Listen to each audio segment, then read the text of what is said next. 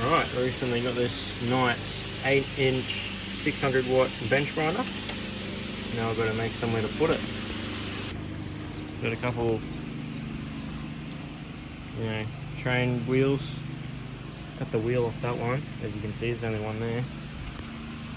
Hopefully, a big ass fan running because, I've got it all under here. Usually I'd grind outside, but the sun is way too hot, so sort of made that sort of flush. And then we've got some blocks and feet because that sits up a bit. It's not flat, so I'm going to put some feet on there. Hopefully they'll spread the weight as well, make it harder to knock over. All cut up with the Ozito 9-inch. Just for a bit of experimentation, I've got this humongous 5mm medium iron powder electrode, and it's 5mm, so it runs on 200 to 260 amps. And I've got this tiny ass little inverter welder there, it goes up to 140, but name it Dodgy operations. We're just gonna melt that welder and hopefully put a run on here, just so it doesn't ever slip out from vibration. It shouldn't, but just in case. We got this nut gas, put a bit of preheat into it. Sorry if the wind's a bit strong, it's hot as. Right, so welded on an extension cord. We're going alright there, put a big fucking thing on there. That actually looks pretty good. That was when it was on an angle. But we've tripped the power, the fan's gone off. We tripped the switch.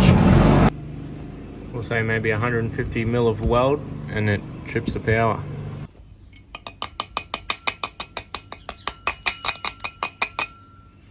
Better off there in the second half, so that's fucking good. I reckon this little SIG weld's done alright. Maxed out on 140 amps.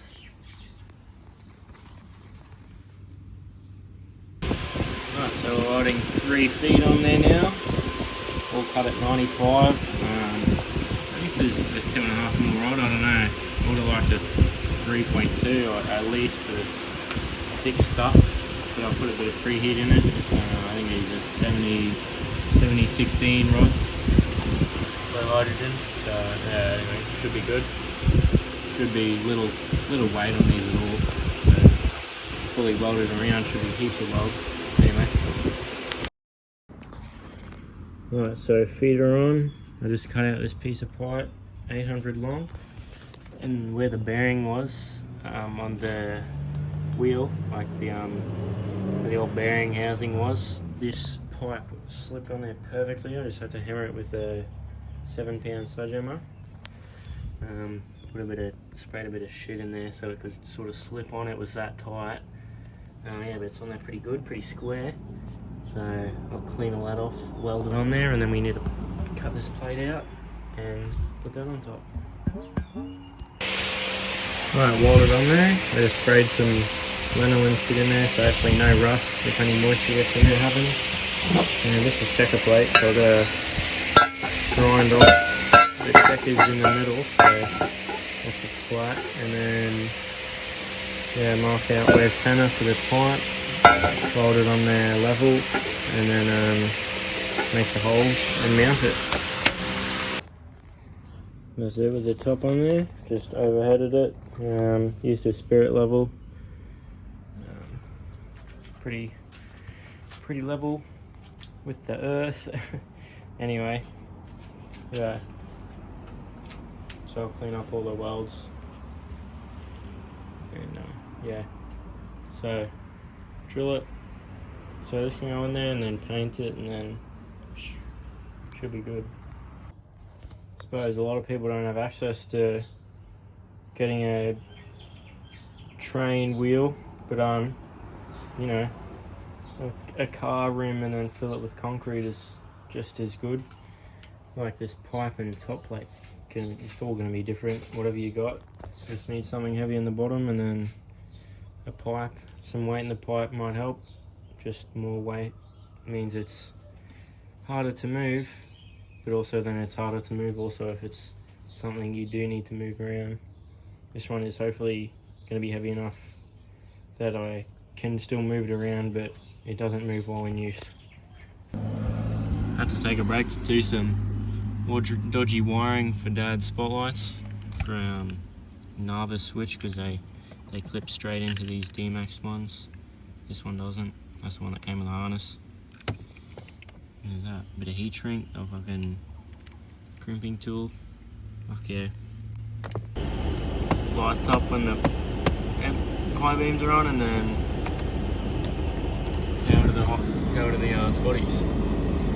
Fucking sweet. Right, now Dad's happy.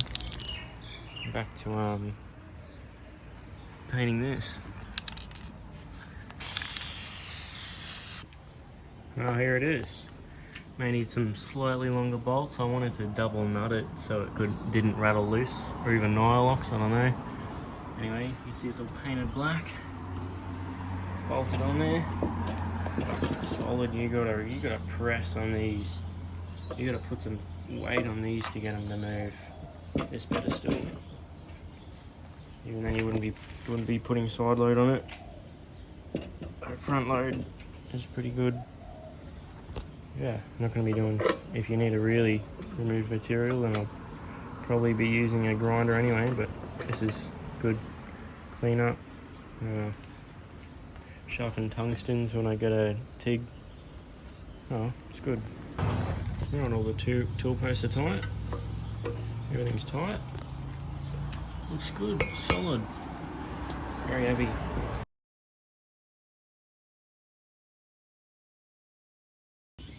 Moment of truth plugged in.